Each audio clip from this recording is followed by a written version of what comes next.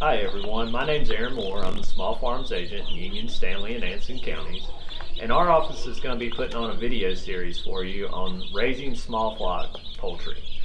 Over the next few weeks, what we're going to do is week by week, we're going to post a video where you can see the poultry process of raising the flock, and from getting the chicks in the mail all the way up to having a finished product.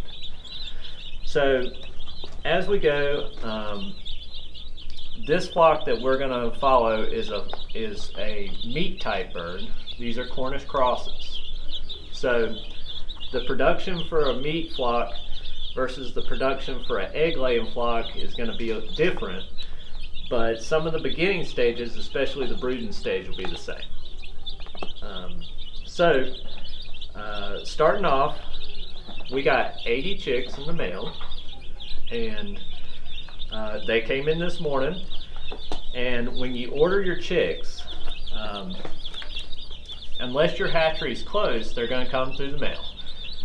They will come in a cardboard box. They'll come to the post office where you pick up deliveries, and your hatchery will let you know when the chicks ship, and then you'll just track that to see when they're scheduled to be delivered. Now, when they arrive, most of the time you provide a phone number that will be, and they'll call you to let you know they're ready.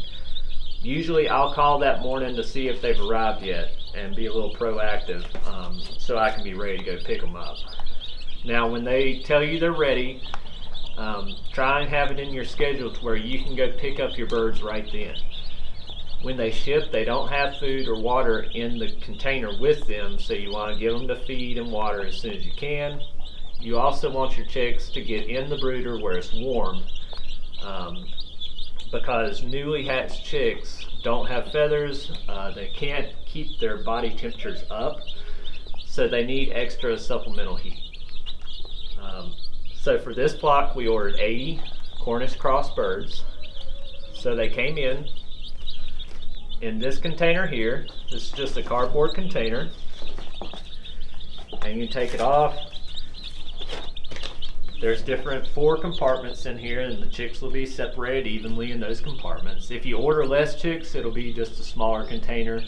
If you order more than probably 100, you're probably going to get like 2 of these boxes. So when they come in, all I do is take them out and put them right down at the brooder. Now, this is just one type of brooder that I have. There are much more simple designs than this that you can make and use in your operation. But when the chicks come in, you're just going to set them down where they're in the brooder and have room to move in and out of the heat. You're also going to have water provided, and you're going to have feed provided, a starter feed. So these are pans that we're using here. You can see the chicks just come and stand right on the feed to eat. If you don't have these pans yet, then what you can do is just take the bottom or top of an egg carton, put the feed in that, and that'll work just fine. So our waters, you can see our waters here, these are specially made just for chicks. It has a really low lip, and that way the chicks can easily access the water without getting wet. So we'll put that down.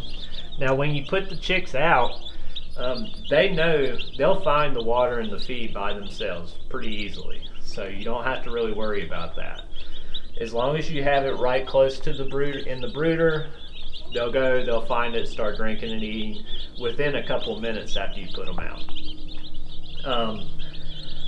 In the brooder, you can keep your feed in a container. Try to keep it in a container that rodents can't get in. If you just put the bag in there, then what you'll find is mice can get in and they'll chew into your bag of feed. So this is just a rubber container. It's made specially for feed. It's weatherproof, rodent proof. This one holds 150 pounds of feed, and it's very convenient to have in the brooder to feed your chicks as you go. The other thing about this brooder that we're in here is this is an old horse stall. So we had to predator proof this brooder before we could use it. And to do that, what we've done is we've put chicken wire over all of the openings and wire across the ceiling. And that's to keep out cats, raccoons, dogs, things that are going to come up, especially things will hear your chicks. Possums, raccoons will come up here at night when you're not here. Also, we had to think about things digging into the brooder. So on the outside of these walls, there's concrete on the outside of the wall, on this wall, and there's a concrete pad on this side. But on this side and this side, it's just dirt and very shallow. So things could dig under very easily to get to the chicks. So all I did was dig a trench. I put some sackcrete in there, dry, wet it down, and let it harden up. And I just made that about 5 or 6 inches deep and a trench about 4 or 5 inches wide. And all I'm doing is trying to deter any of those predators, those cats, whatever, from digging under easily and coming in here with the chicks. So other than that, this room mostly keeps hard winds from coming in and getting on the chicks, but it is ventilated. So our chicks have the brooder for now.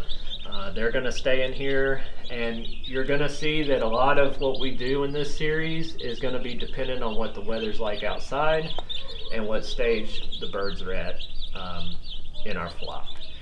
So this is the first stage that we're going to do. This is our first video. Next week, tune in, see what the chicks look like a week later and what we're doing production wise to get them ready. So we hope you join us next week. See you then.